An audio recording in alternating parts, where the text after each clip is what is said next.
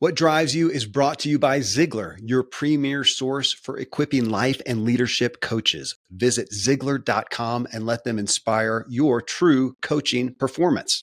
Yeah.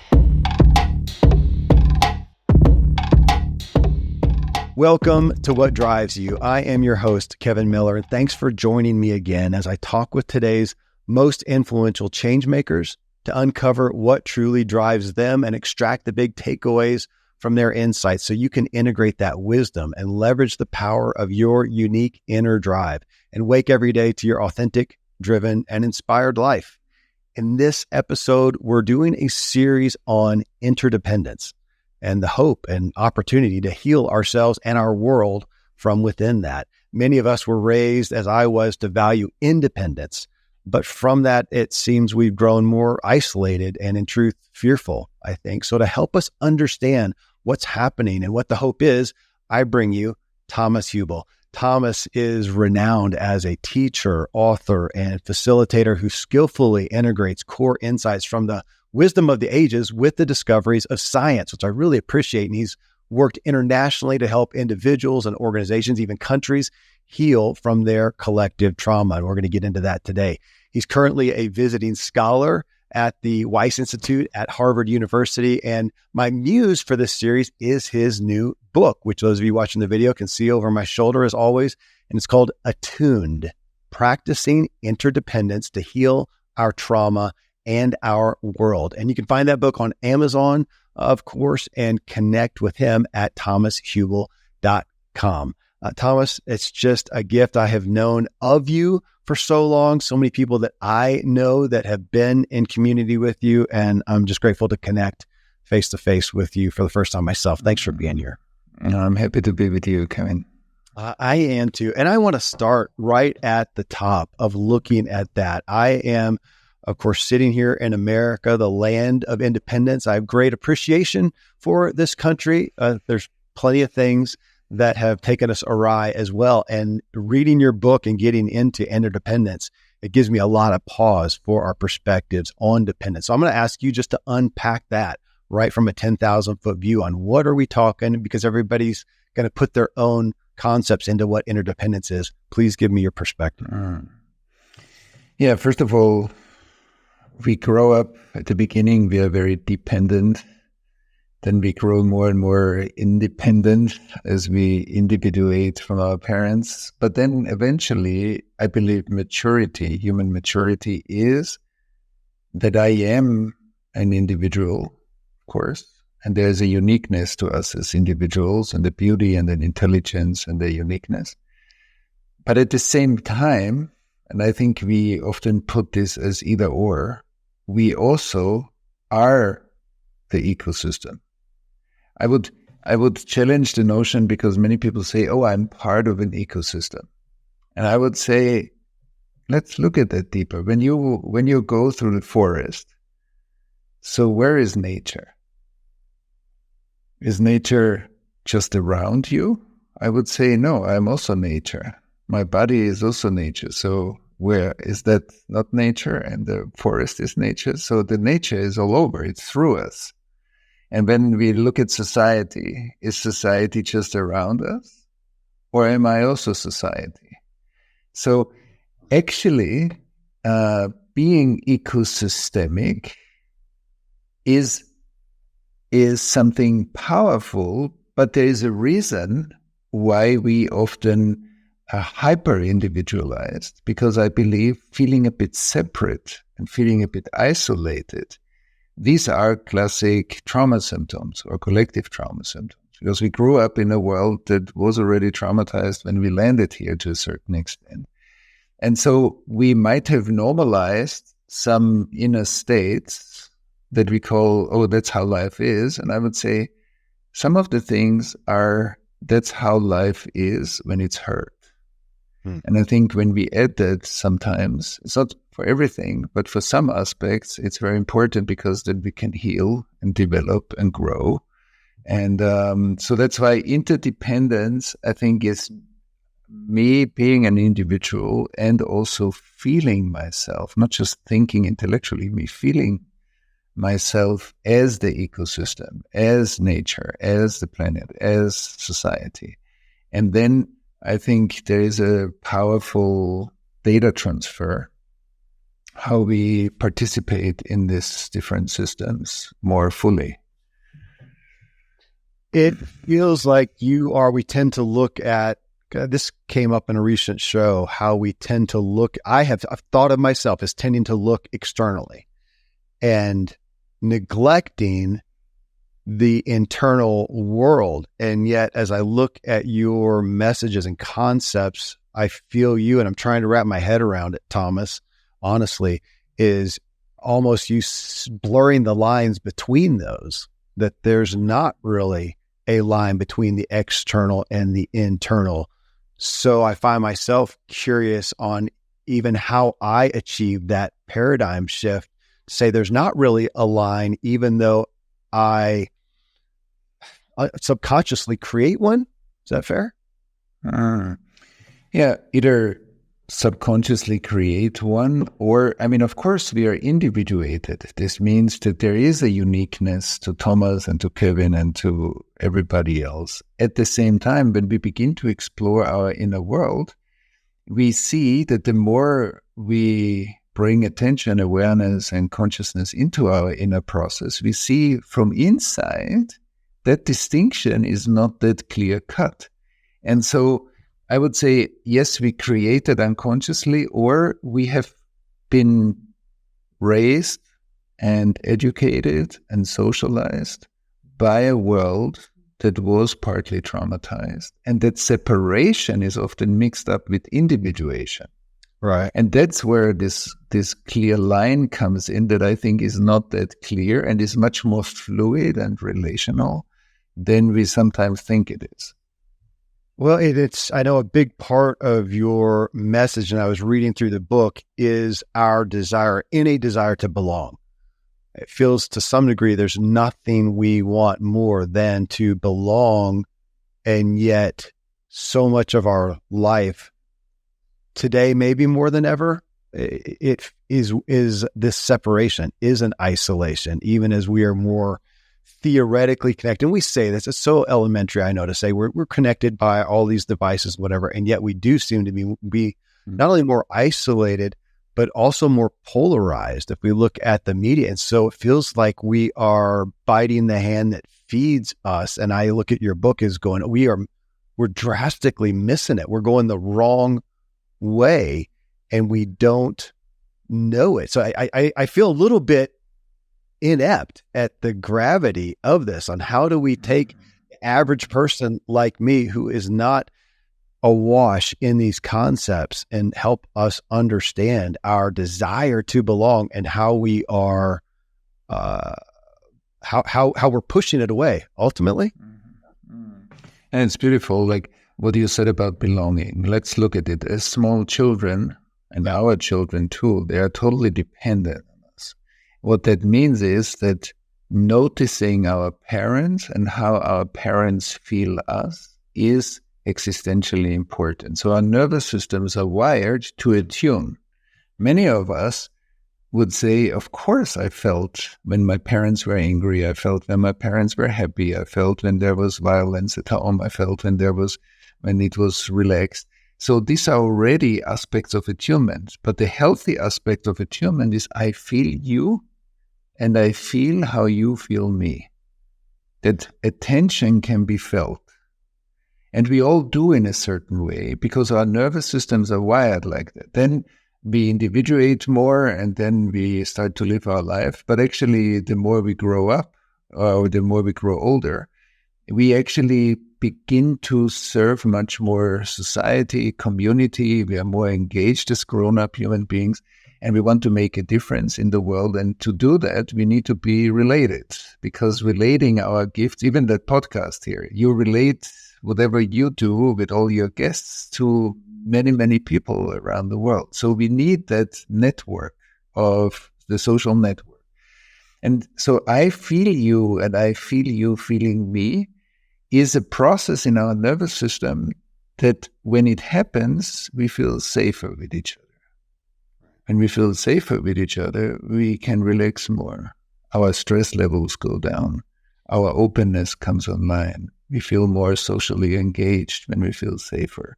So for all of us, that quality of attunement is actually a basic building block of how we build society, how we build organizations, how we are in families, how we are with our kids. I often use an example when my daughter comes and says, Daddy, I'm scared. And then if I said to her, oh, don't be scared, there is nothing dangerous in the house. So what did I do? I devalued the fear of my daughter. I met her emotional need with a rational answer. And so she stays more separate with her fear because she can't co-regulate it with me. But the other version will be, I see and feel that you're afraid, come to me. In that moment, I open my nervous system to hers. I feel her fear with her. Her stress level and anxiety or fear levels drop. She feels safe because she feels felt. And then I can ask her, okay, let's look what scared you, what happened. So I bring in rational leadership after I validated and met her emotions so that she can co-regulate with my nervous system. That creates safety. And so I think exactly as you said, if we practice attunement and we also heal certain parts of us that cannot do that at the moment because we are hurt ourselves, then we are drifting more and more apart, and social polarization is a big sign of collective trauma, I would say. And then if we hear a lot of news, we just amplify that, and it will get worse and worse. Okay, I just wrote down connecting versus addressing that, because what you just said, Thomas, is it was a profound lesson as a parent. I've got a good number of kids, and in the past, when they would run in with an injury, in complete what I felt like was love and care. It's, oh my gosh, I'm so sorry. Let's get a Band-Aid. Run to get a Band-Aid. Let's fix the bleeding. Let's stop it. Let's clean it up. And then I found out through my wife actually reading about attachment that when I first need to do what would serve them best, and you just explained it in a way that helps me understand it because I have not understood it. I've just seen it experientially, that if I would just take them in my arms when they run in and say, I'm so sorry, and give them a hug, half the time or more, they'd run off, blood still dripping down, didn't care a bit, and they were taken care of. And I don't understand it. So same love, but the result was so different. And with you saying that, it was, and I'm thinking about how I tend to do this now still, Thomas, with something like that. I tend to, okay, you come to me with something, or something's happened, I'm going to address the issue. I care. I'm going to address it. And what I see you saying, and this is not a small level, but you're talking about this on a global aspect too, a cultural aspect, to before addressing it, can we connect? Am I tracking? Absolutely. Perfect. Exactly.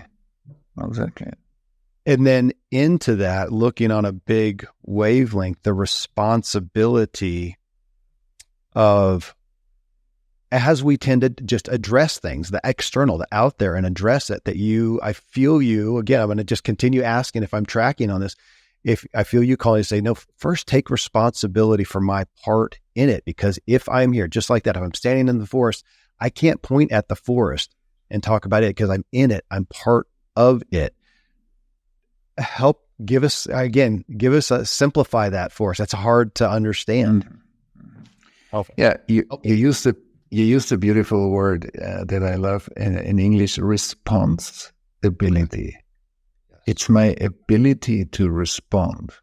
It's different than reactivity, which is when I get triggered, I become reactive. Right. But when I'm responding, it actually means I take in what you just said. I feel you while you speak. And then there is a response that is based on resonance. So I felt you, and then an answer comes. When we are reactive, we are already holding often the argument that we want to say once the other person stops talking. So we are not really feeling each other. We are in this kind of separate bubbles trying to convince each other. But responsibility is actually the ability to respond to another person, to the need of an organization, in countries, societies, as a citizen. And so when I go through the forest and I feel my body, I believe I feel nature. My body is nature. It's a biological system. It has been developed over millions and millions of years. So we actually carry the entire history of evolution in our bodies. And thousands of generations of life refined that body, refined emotions, refined body functions, refined thought forms, and we're societies. And so I believe when I'm well connected to my inner body experience, when I can track my body well, when I feel regulated in my body, then walking through the forest is equally based on resonance. Yeah.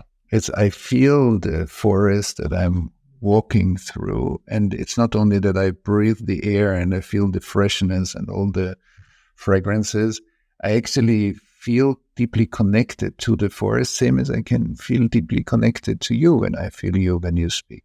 And that level of interconnectedness or interdependence, I think then there is a natural sense of, wow, I am also the ecosystem. And what happens in the ecosystem is inherently connected to my life. Yeah. Okay, take that same perspective, Thomas, of in the forest and being interconnected, and take it to downtown New York when you're walking amongst 500 people at an intersection, and that perspective of this is me and that is them. Help me walk through that in an interconnected way. Exactly. So where our sense of interdependence or interconnectedness gets challenged is when in our environment, when we recognize certain aspects that are also living in us and that are not well integrated. Integrated means it's part of my perspective. Unintegrated means it's looks like a disturbance of my perspective. So what I'm saying is, if I carry a lot of unintegrated stress in my system, in my nervous system, and I walk through downtown New York, and many people are stressed getting to work, it's noisy, there's a lot of, traffic and stuff, then that might trigger my stress. So what actually happens is my stress level escalates, and depending on my inner profile, I will become either more triggered into my fight mode, or I will be more triggered into my flight mode. So either I want to get out of it, or I get more and more nervous, angry, I get short, I snap at people, or in traffic. As we see this often in traffic. And I think when the nervous system escalation goes higher, the fight or the flight triggers get stronger. But that's also partly because there is some aspect of what I see outside also in me. The more regulated I can stay also regulated in the middle of New York. But if stuff comes up in me, it's more challenging than in the forest, because the forest naturally has a much more calming effect on our nervous system. And many of us have been hurt by people, not by trees. And so then we get much easier triggered in society than when we walk at the beach and we watch a beautiful sunset close to the ocean. Go more into that, Thomas, of because I want us, myself, the listeners, to think about the things that are harming us, stressing us, burdening us, that we're struggling with in our culture. And let's go ahead and focus on with people, whether it's a spouse or a boss or the other political side or whatever, because we hear that often, that the things that bother us with others are often a reflection of ourselves. And that is, I would tend to think that we're afraid of that, or we're afraid to admit that, because I look at that thing and I think, no, I abhor that.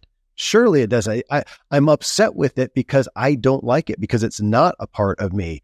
And yet, if we're interconnected, I feel like, am I correct in you saying, no, it is? How do I accept that? And I would even say, and accept that without fear, but with grace. How would you frame it? Accept doesn't mean agree. That's a very important part. That when I accept something, it doesn't mean that I agree to it. That's a big difference. Like when I have the experience of something that I really disagree with, doesn't mean that I agree to that value system.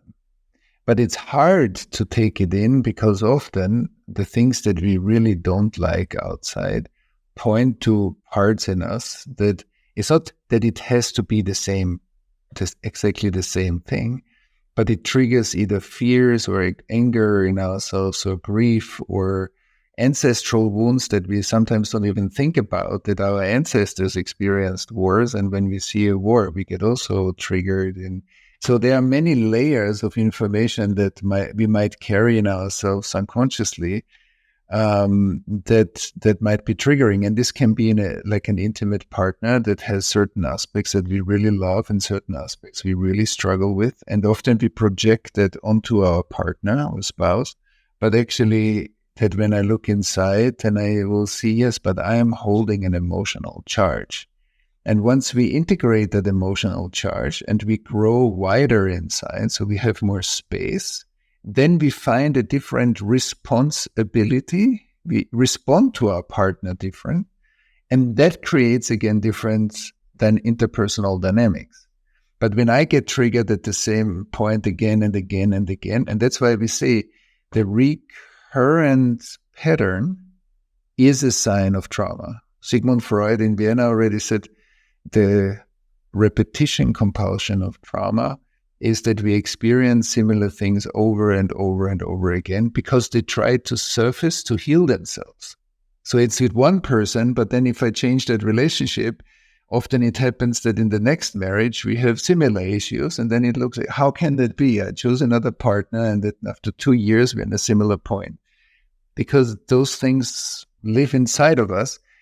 And I think when we turn it around, it's actually an amazing healing opportunity that we often don't see when we are in it. But I think if we can have some reflection space, it's actually many amazing opportunities to grow. All right, Thomas, on trauma. That is a word that I feel like we've got out there as a buzzword more than ever.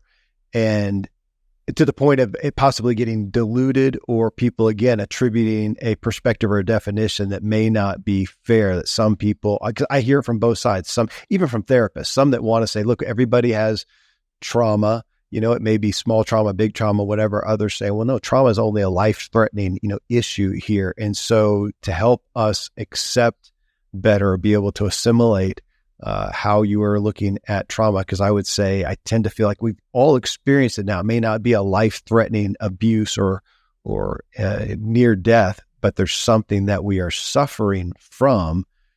Help define that under the label of trauma, if you would. So let's define trauma. Trauma is the inner response that comes up in us in relationship to very overwhelming experiences. And of course, this can be near-death experiences or very threatening experiences, or I've been working with people that have been shot and that were almost killed. Yeah. And so that's one thing. Or abuse as children, violence in family systems. But also we have to see that, for example, when children get hospitalized and they need to stay in the hospital alone without the parents, which I think some decades ago was still kind of a normal procedure, that is an existential crisis. So for a body of a baby, there might be certain aspects that we as grown-ups say, yeah, but that's not really traumatizing. But for the experience of the child, It might very well be. And so strongly overwhelming experiences is like a computer overload that the system cannot stay related to, but has a very intelligent function that we call trauma response, which means that there is a very high escalated stress level, and the nervous system can also shut down a part of that experience, or often when it freezes also, but shut down an experience, numb it, absence that part in order to survive better. And we can see this when people have car accidents and they are shocked, or when they're even wounded, and then you see they actually look like functioning, but they don't feel their body. They are shot out of their body. Yeah. That's why they can still do what they do, but in like with the full sensitivity, that wouldn't be possible. And so what I want to say with that is that often trauma is being seen as like a stigma or something that, I don't know, we try to hide. But actually, the process itself is highly intelligent. It served us as much as it could in that situation. And exactly what you said before, if we have very positive relational experiences when we get hurt, it has a tremendous impact on how much of the trauma will actually persist as PTSD or long-term trauma conditions that we still have 30 years later. So positive experiences within adverse situations, positive relational experiences, are actually a tremendous support to reduce the after effects of trauma. And then I would expand that term and would say, yes, there's shock trauma, there's the trauma of very adverse situations in our life. There's attachment trauma when our attachment process is being severely hurt through neglect or violence or other things. And but there is also the trauma of our ancestors, our parents, grandparents. There are even more and more epigenetic studies that show how trauma is being transmitted through epigenetic changes through sperm cells. And then I would even add that the collective trauma, like a Holocaust or racism in the US or colonialism, left huge, big wounds in whole social fabrics around the world that also, that's what I would call collective trauma. So there's a whole spectrum, and I believe these are not separate islands. These are all one system. Because most of the time, why do children have attachment trauma? Because their parents were also traumatized. Yeah. And so it's not separable. It's also kind of a system that is connected. And if we can destigmatize or depathologize trauma and see the intelligence that it actually is, I think it's much easier to do the healing work that's needed. Okay, I'm going to go ahead and step into a different forest again with you, Thomas. You just mentioned racism in the U.S. That has been one in recent times has come up again, and thankfully has come up in a needed way.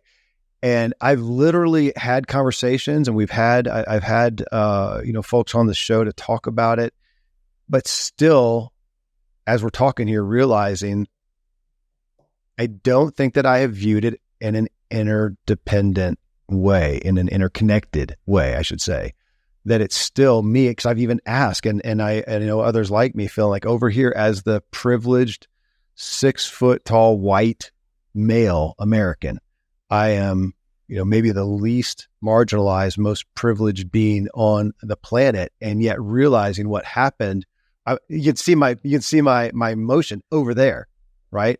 Over there in the forest, and almost feeling inept and incompetent and trying not to feel guilty because what do I do? How do I do? But again, I'm looking at it over there in the forest. It's a different perspective and helpful. Again, when you say, no, I'm part of that forest. I'm not separated from it. That's, I can feel that intellectually. It's still leaves you at how do I change my paradigm to actually walk in that differently? Right. So, yeah, that's a big topic. On the one hand, you said it with the movement of your hand. Yep. Once it's over there, it signals like a distance. Yeah. And distancing is a defense mechanism that protects us from feeling. So whenever we feel distant, we don't feel the full extent of what that relationship really means in our life. And that's how we often needed to grow up in the systems that we grow up. But that distance is already the first step to explore. When it's over there, when it's far away, when it's not understandable, then it means the resonance or responsibility, my ability to respond from resonance, like from I feel you feeling me, is cut, which due to the fact that we all have been born into a pre-traumatized world, and in the US, like after 400 years of slavery and racism, so much pain has been inflicted, and perpetually so, and built a kind of a structural violence through the system that is unfair, not equal, traumatizing, many things. So living in that ecosystem it seems like there is privilege. But the way I look at it, when we throw poison into the water that we live in, it will affect all of us. Yeah. And the more poison we throw into this water, we will breathe and drink that poison. And I think trauma on the massive scale, or suppression, or inequality, or many things that structural violence or slavery caused, is affecting everybody. It's just there's so much numbness often and so much absence that in that turning, because privilege is the capacity to turn away. And the positive use of privilege is the commitment not to turn away. And I think if we don't turn away anymore, and we are really facing the racial inequality, and we really look at what does that mean for me, who am I in relationship to that, then the principle of interdependence is being reawakened. And then if I see, because of my privilege, I need to invest a lot in learning, in deeper understanding, in seeing more how the system, the white privilege, gave me privilege, and I'm committed to explore that in order to create something new in my life and in the communities that I impact. Then we reactivate the principle of interdependence. And I have seen that also happening in groups. And it's not easy because we have to face a lot of pain. And many people don't want to face that pain. And I think we will use more and more painkillers and more stuff to numb ourselves because we don't want to feel that the water is toxic, that we put too many toxins. We cannot live in a society where part of the society stays suppressed, when there's violence that we don't really take care of. And that's why I think in engaging more, not turning away, and being committed to the restorative process that it needs to work on big wounds like racism, colonialism, anti-Semitism, and more. I think these are, even citizens' responsibilities that we don't yet fully take, often as citizens, that we have to take care of the legacies. And the last thing I want to say, I think we need to work on a government-funded collective system and architecture in our society where different countries, and that's also what we are working on slowly, or what we are working towards, is that countries and governments will provide a mainstream architecture where the legacy being it in the US, being it somewhere in Latin America, being it in Germany with the Holocaust, or in other places, that we need spaces to integrate that. And we need collective spaces to heal the collective legacy. And I think this has amazing, on the long term, 5 to 10 years, will have an amazing impact on public healthcare costs, criminal rates, of course, racism, anti-Semitism. Many social issues will start to decline once we consciously engage those big legacies. You said in there, related to, we don't want to face pain and how we will, you mentioned, painkillers and whatnot. I want to address in that our propensity to not want to face pain. And that's why we blame. That's why we accuse, as opposed to back to taking responsibility. I'm going to use that word again, taking responsibility, or again, interconnectivity, to say, no, I am part of this. I mean, again, it's pithy to say, but that I am part of the problem. I have to, I feel you saying I have to accept that. I cannot separate myself. I have to accept that, which sounds weighty, but then you're also framing it around, I get to accept that, because on the other side of it is pain to isolate myself. It's obviously not working. I guess that's what I would say. The independence and the moving my hand away like that, like I am again, and saying those things over there, the forest over there, those other people, whatever, it is not helping me. It's not giving me joy. It's not giving me happiness. It's not giving me peace. It is causing trauma. And that's what you are trying to help us heal from. You're not judging us. You're inviting us. Fair? Very fair. Absolutely. Exactly. And it starts with, when you say we don't want to feel pain, I think that's true. And it starts with our own pain. Yeah.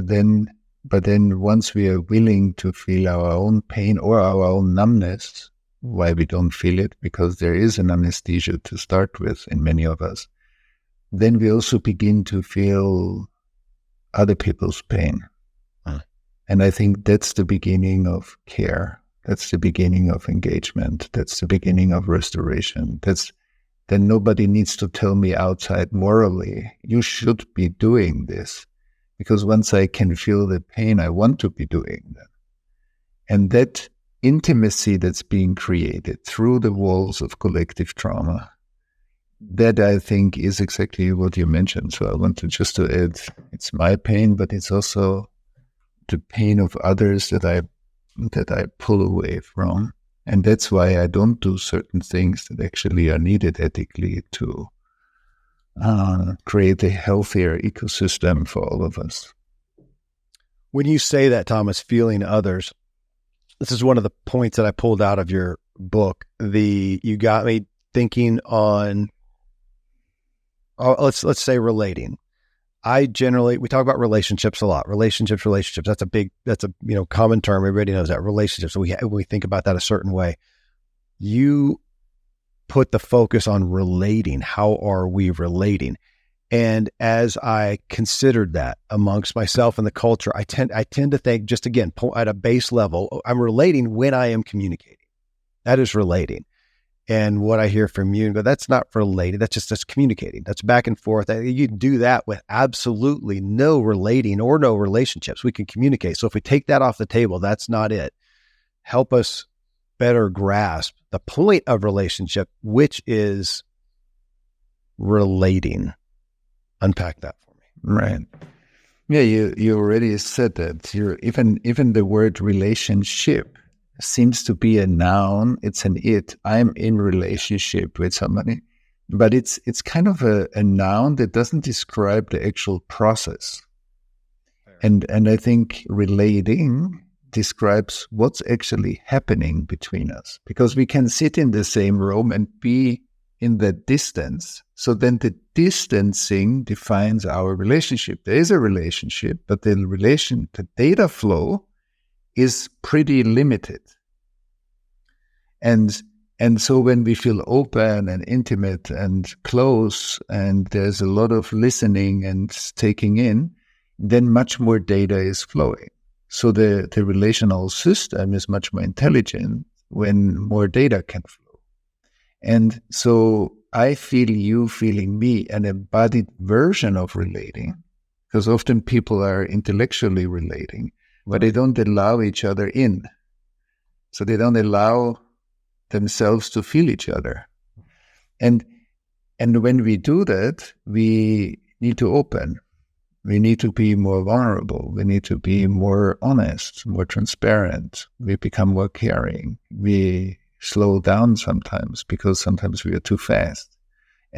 Or we become softer because sometimes we are too hard. And to be too fast and too hard are two ways how to reduce experience.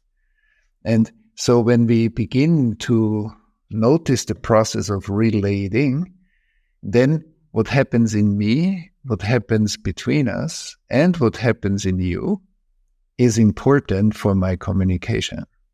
And that's what I describe in the book as transparent communication. It's not just what I want to say. It's what happens in me, what happens in the space between us, and how you receive what I'm saying. All of that belongs into the awareness of relating. And so if we do that, then it's actually an amazing mindfulness process, or even a spiritual practice, because it's a lot of contemplative presencing. We need to be present for that. Okay, that was a main topic here that I again pulled out of your writing, of your book, was a transparent communication. Again, I want to unpack that and get your definition of that, because even in hearing that, I'm going to just immediately attach to that what I think that means and what that sounds like. And I do want to preface it with my own. We've done some series here and it's overlapping on emotional intelligence. And I did that, Thomas, because that has been, for all my performance and achievement and thought of awareness, that has been one that I've missed most of my life, is emotional intelligence. And in that, you mentioned the word being honest. That has not been, I did not know it, but it has not been a part of my relationships in that way. I felt I was open. I would even say that I'm an open book. I'm not private. I'll talk to you about my money, talk to you about I'm fine. But then it took me a long time to realize I don't ever tell you what I'm feeling, at least if it's negative specifically. I don't talk about that. So that's a dishonesty that I created. Back to distance. I created distance. And it was, I've learned to give myself grace. It was not out of bad intent. I actually thought I was being good and not sharing that, not being, as you would say, transparent. So I say that, and yet on the other side of it, it's very scary. Can somebody accept? Can they handle my transparency? Can I do it well? Because when I first came to that point, then and jumped over, go, oh, I have to share what I really feel. Well, I did really poorly, not in a way that was helpful, not in a way that connected. So help me reconcile this transparent communication, because I read it and I intellectually get it, and also realize that's a big paradigm shift, a different language. In essence. That's right. And for this, we need to expand a bit the frame. When we say transparent communication, it means transparency, like what's really our experience, and to be more and more able to share that in attuned ways. So to share my inner experience in an attuned way. It also means that in a partly hurt world, we came to accept that we can read stuff about personal development, but we cannot live it. So we can read stuff, intellectually we understand, but we can't walk our talk. That's what I'm raising hand to and get, yeah, absolutely. But then we say, oh, that's how it is. And I would say, no, that's not how it is. That's how it is when in our nervous system, the mental functions are partly disconnected or top-down controlling the emotional and the physical system as a defense mechanism. So when we can say, no, that's not how the world is, that's how the world is when it's partly hurt. And so let's tend to the wound that we see in that process. Because what is authenticity? Authenticity is that my physical, emotional, and mental and relational expression is one flow. So what I feel inside, what I say, how I say it is congruent. But when I tell you A, but you feel, actually, Thomas feels something else inside. I'm telling you I'm very open, but actually you feel I'm a bit distant and I'm holding back stuff from you. You'll say, maybe not.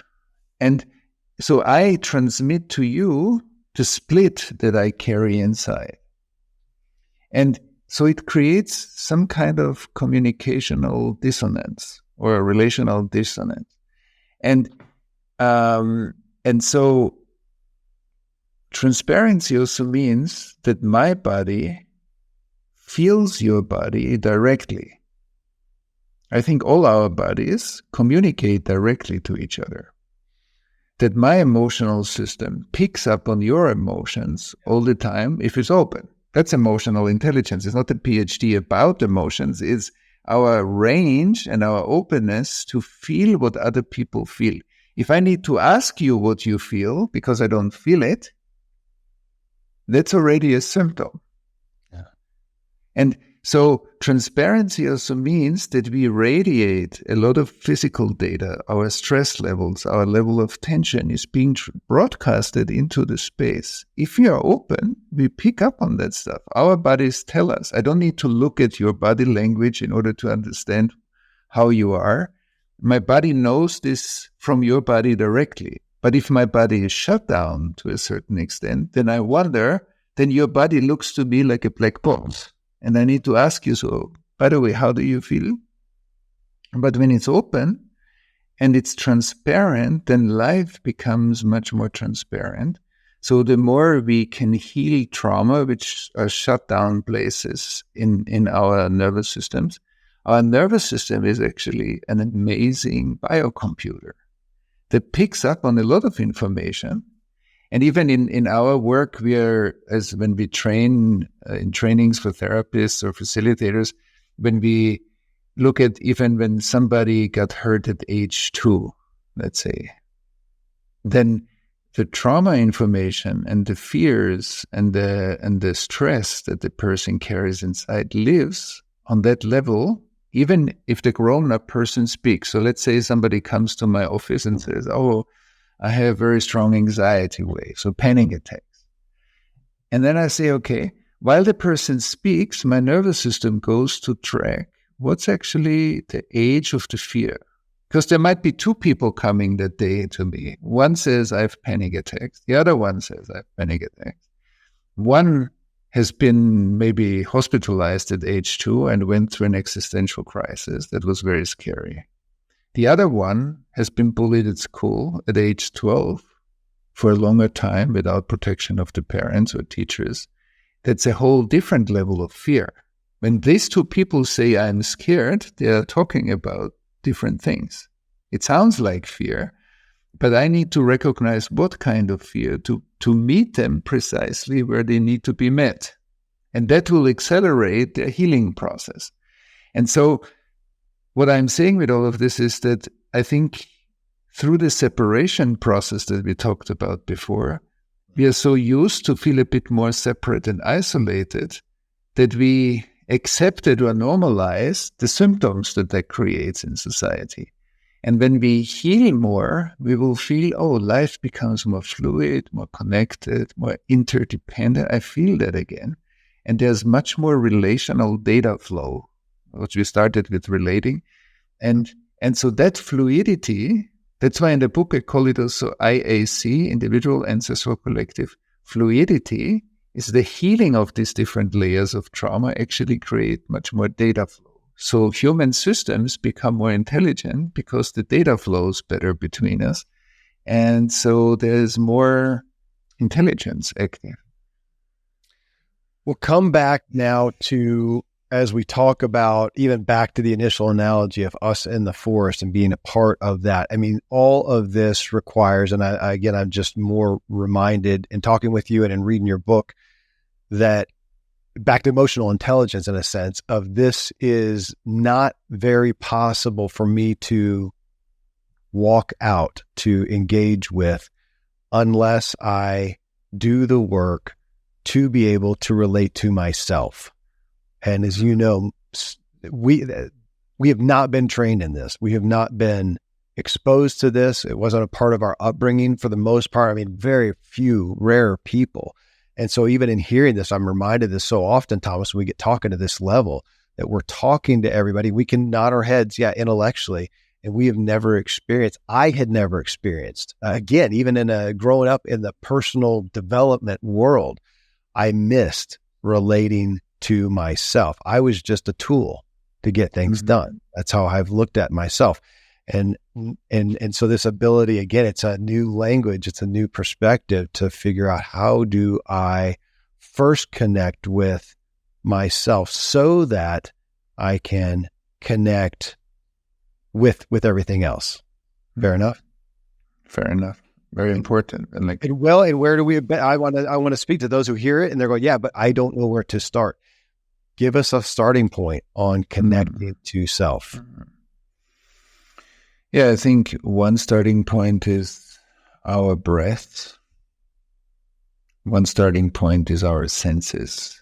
So when we pay attention to our senses, to qualities we perceive, the temperature in the room, the level of noise or stillness, the fragrances when I take a walk in nature, that's what mindfulness is the synchronization of sense perception, the data that I perceive, and my presence, my awareness. If I fuse these two, I become mindful, which means I experience the things that I experience a bit slower.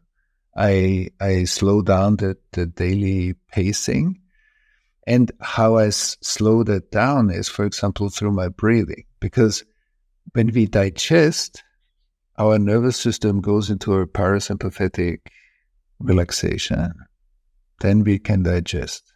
When we are too stressed, the digestion is kind of limited, let's say. But often in our fast-paced world, we don't have enough time and space that we take in our life to digest our experience. So we are digesting food, but we also need space to reflect on our life.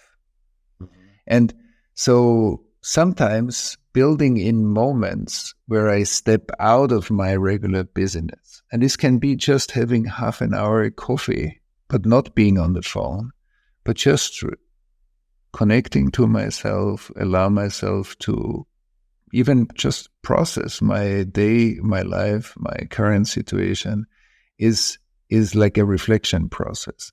Then if I connect to my breath and I begin to feel how I'm breathing, then I can say every time I exhale, I feel where my body is most energized. Where do I feel my body at all? And even if I don't feel my body, that's okay too. I don't need to put the pressure up, but I at least notice that most of my body is not in my awareness. I don't feel myself. Some other people would say, yeah, I feel myself. I feel my legs, I feel my belly, I feel my chest. And that's where I start. That's the entry gate into inner sensations. And then I can even slow down a little bit and prolong a little bit my exhalations. And if I slow down the way I exhale, I help my nervous system to relax. When I relax, I will begin to feel a bit more space. I calm down. I can reflect more. I begin to digest better. And I begin to integrate my experiences. And integration means learning. So when I make some space in my life for that, it also means some people say, yeah, but I don't have time. Yeah, but that's already an effect of an ongoing higher stress level. And then we often can sleep well. We feel maybe more anxious. And then relaxing for some people is also uncomfortable at the beginning. Because when we relax, we feel the stress more. And then in order not to feel that, we take our phone. And we stay busy. We read the news. We read what's happening in the world because it keeps the stress level high. So for some of us, we really need to make some space and time. And even if it's 10 minutes in the morning, in the evening, or when I'm waiting for a bus or for a plane, I take and I don't go into the regular busyness. I make some space, feel my body, and check in with my emotions, feel my breath, and do this 10 minutes every day. That already makes a difference. And then, of course, I can take contemplative and mindfulness practices up to a very deep practice. Yeah. But sensing, beginning to notice there is an inner space. And often when people, once we discover that, it becomes actually a very exciting space because so much is happening in us that we can be aware of. And I think transformation starts there. That's the place where we can really change our life from. And you're talking about mindfulness, again, a term we hear so often. And I'm admitting that I'm coming to a lot of this at a very elementary level, Thomas. And looking at mindfulness, just the concept of thinking about what I'm thinking about takes proactivity, even to the point of setting my watch to go off every hour just to stop me. And when I used to do that, and it was, go down and do a set of push-ups every hour, to now stop and go, Kevin, what are you thinking about? How you feeling? And it has been so difficult to see how I feel. And I've got Brene Brown's book, Atlas of the Heart, to help me figure out the vernacular of what I'm feeling, of the emotions. What are those emotions? I don't know those, to unpack those and to come out more. Now, another fruition of this that is a big part of your message, it's a big part of your of this new book, Attune, is resilience. Another one, which actually I was introduced to that term by Brene Brown at some point, and yet we hear that, and I think that we, again, do an intellectual nod to the concept, but we don't know what that feels like to live in, what it really even looks like, and maybe we don't understand what the hope really is, what the payoff is of resilience. So give us, again, your perspective on what resilience is, what the hope is from it. Mm. I think there are two layers I would like to speak to. One is when I begin to live a life that is more regulated inside, more connected to myself, then my life naturally becomes more sustainable.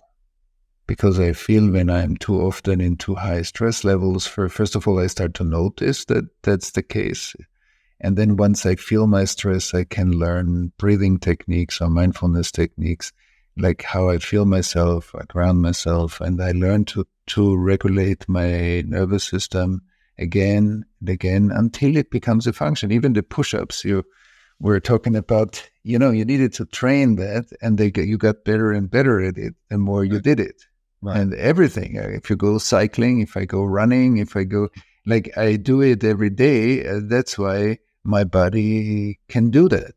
Mm-hmm. And that's the same with mindfulness. It's not just a quick fix. I think in the personal development arena, there is no quick fix. It means if I want to go deep, I need to invest the time, the space, and my energy into it so that I grow a capacity.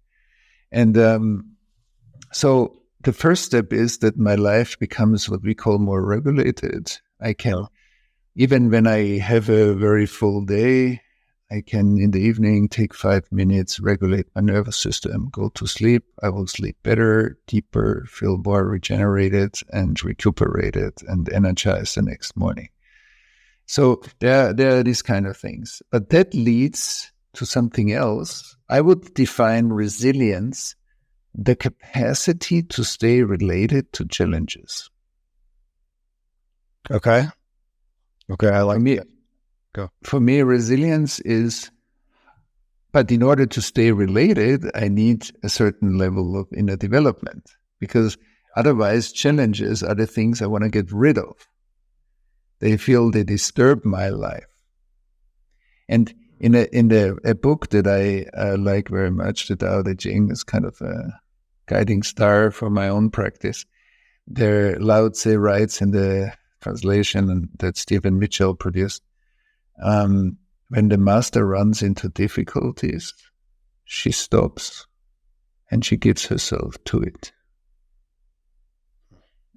And I thought that's an amazing line. It's not, first of all, the master doesn't have any difficulties. And if she runs into difficulties, she doesn't run away from it. She doesn't block it out. She doesn't want to get rid of it. She gives herself to it, which is amazing. It's like being able to stay related to our challenges, even if we don't know how to solve them, doesn't mean that I immediately have the answer, but I stay connected. It's the same thing. Because the fact that it's challenging means I have a hard time processing what I'm experiencing. There might be a business challenge, there might be a difficulty, there might be whatever. But it's hard for me to process. So stress comes up, fear comes up, maybe whatever. If I stay with that, I grow inside, and then I see that many challenges are actually my teachers to grow. And then when I'm running into a challenging moment, I think the skillful way is not to immediately have the answer, but to find out what's my next step. So the more crisis modes we have, the smaller steps we need to take in order to, because we often don't see the solution of a crisis, but we can see the next step and then the next step, and that becomes a path. And so I think resilience is that capacity not to shut down in the face of challenges, but to actually stay related to the challenge and bring our intelligence and wisdom and capacity into situations that seem too big or too something, but I'm there. And that helps me to create a path. And so I think resilience. And then we can talk about, okay, what are factors that lead to resilience? I think a mature development and physical, emotional, mental maturity are definitely some core elements, plus other qualities that we can train. I mean, this aspect, again, our topic here, our the series is on interdependence. And I keep coming back and hearing you, it's coming back to connectedness with self, and thus with others, which is what we want, coming back to belonging. And you talk about that in the book that we talked about interdependence versus dependence, or independence, interdependence versus independence, which that's the word that we tend to know, especially in this Western culture. And you also then take these sides of being, and becoming, autonomy, and belonging, and that we look at these again as these either or, I think is what you said, or polarized aspects of that. And we can go to the media and see the results of that today.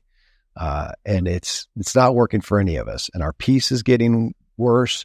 The diseases of despair are increasing rapidly, apathy and depression, and even into suicide. And that's what you're posing here, the being versus becoming, the autonomy. Well, I don't know. Is that true to say versus? Are they at odds with each other?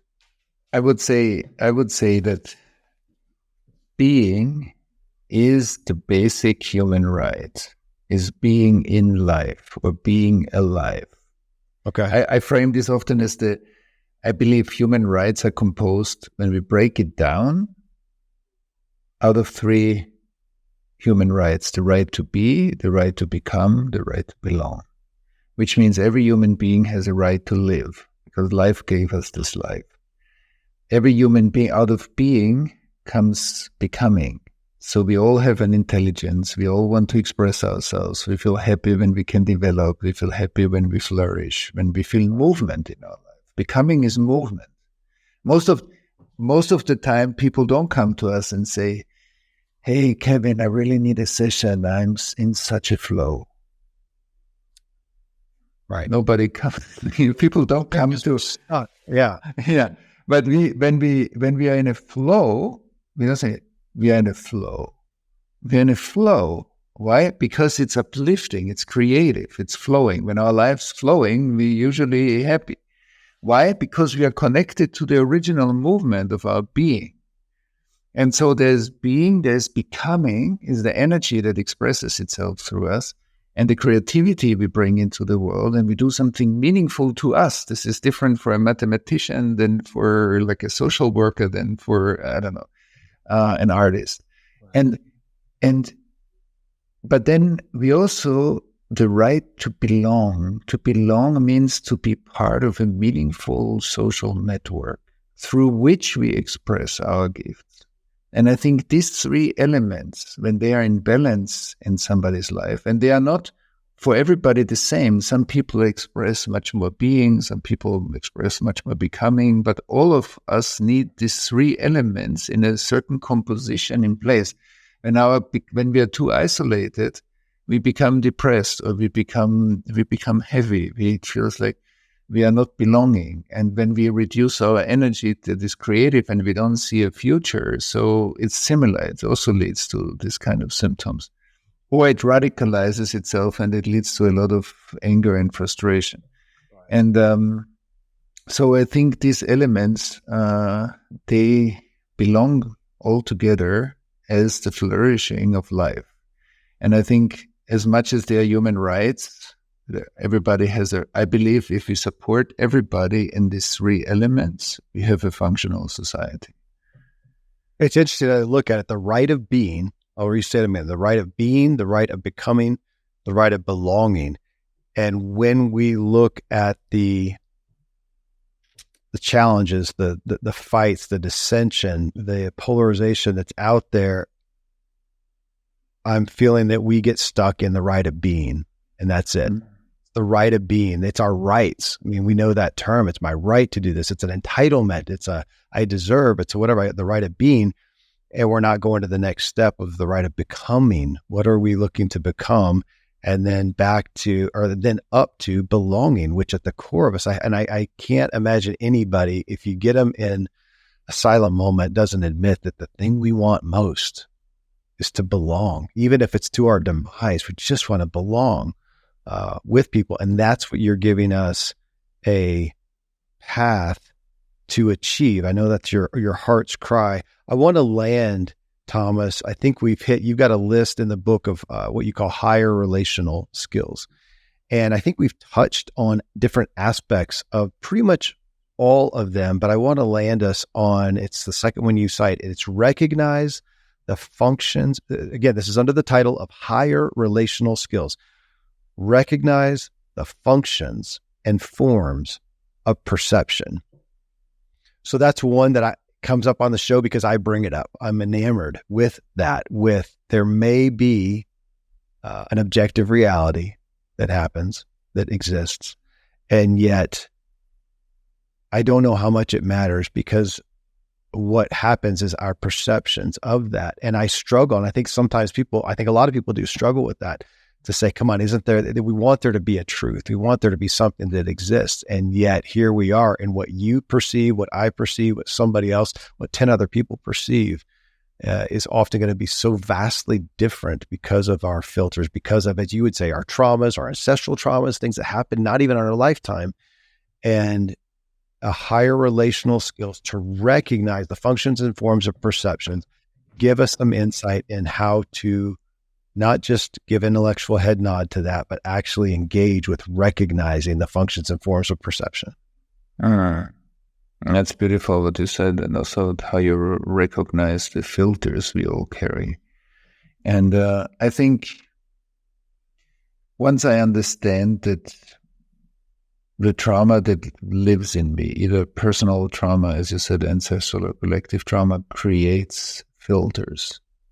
And there are no Post-it stickers that say, Thomas, here is what you don't see. There's nothing like that. So I don't know what I don't see. Yeah. But often we are very certain that how other people are, or how other groups are. But we are not taking into account that there might be enough that we don't see. And it fixates a certain reality in us. And that's why I think humility is such an important practice. Also in many wisdom traditions, humility, that I bow down to you, and the only way I can find out more about you is not what I know about you, but what I learn from you. I learn a lot from you through this conversation because I deeply listen, I feel you, I learn from you as you speak. And that creates relating, a data flow between us. And so all my preconceptions about you are not relevant because I'm learning from you directly when I listen to you. And I think that humility that we learn from each other, or here's an example. I once had because I do a lot of this big collective trauma workshops with big groups. And so once there was a woman in Germany, the separation between the former East and the former West, even though this has been unified into one Germany, a lot of integration didn't happen. And there is still often a perception like that the former East is looking up to the former West, because that's what it often was for people. And once a woman shared in a group about her experience, and then I said to her, you see, I learn a lot from you. I need to listen from you about the life in the former East, because I have no idea. All my projections, all my assumptions, that's what I learned from the news. That's what I learned from, my education. But when I really learn something is when I listen to you and I absorb and I feel and I learn from you how your life was. And then she started to cry because she said, yes, so often I felt that people from the West and former West are not interested in learning from us because it seems like that life was better, had more money, had more freedom, had more whatever. And that's just one example of, I think humility is the way to transcend slowly our filters and create intimacy. And the next thing I want to say about reality is, I think when we look at perception, when I look at you, Kevin, the Kevin that I see lives in my central nervous system. Of course, you're sitting where you're sitting, but the one that I see is already filtered and arises as a form in me. So I only know what I see and feel, but it doesn't mean that what I see and feel is congruent fully with who you are where you're sitting. But relating is the way of updating you in me. So as long as I'm related and I feel you, I update you in me. It's like constant updates. I update Kevin in me. But if I become more distant and disconnected from you, I live with the past, because the data flow is like you have apps on your phone, but there's no data connection and you can't update those. You become old. So Kevin in Thomas becomes old when I disconnect from you. And that's what we see in social polarization. The groups become old in each other because we don't feel each other anymore. We don't listen to each other. We don't create those spaces often in polarized political or social or whatever racial communities because there's so much pain that prevents it. And I like the word information. It's inform. So when your information, your social agency is informing me, so I have a form of Kevin in Thomas. The more open is my body, my emotions, my mind to you, to your world perspective, to how you think, how you feel, the more information goes into me. And I have a form of you in me. And I believe when we really live that we stay curious all our life to learn from everybody, then we create more and more intimacy because we allow ourselves to be informed. We don't premeditatively know each other, even if we read about each other, but we create intimacy. And I think this is one of the remedies to transcend these preformed realities that you spoke about. Thank you. I'm going to I'm going to wrap us there. I've got a question for you at the end, Thomas, but thank you. This has been, I'd admit it, this is a journey for me. Your book that I've been studying, I'm going to continue. I want to continue this conversation, and I want to introduce this to everybody. That's why you are on here. And again, folks, the book is Attuned, Practicing Interdependence. That's the name of this series. Practicing Interdependence to Heal Our Trauma and Our World. And you can find the book again at Amazon, of course, and find Thomas at thomashuebl.com. And if you got value from here, which I know you did, let us know. Leave a review on Spotify, leave a review in Amazon, and talk about what you heard here. It'd be good to continue the conversation. You can watch this episode, and we'll have a bunch of clips of some of the key things that Thomas shared with us on YouTube, social media at Kevin Miller CO. Of course, if you want to learn to master your inner drive, check out my book, What Drives You, on Amazon. And until next time, folks, stay driven. Yeah.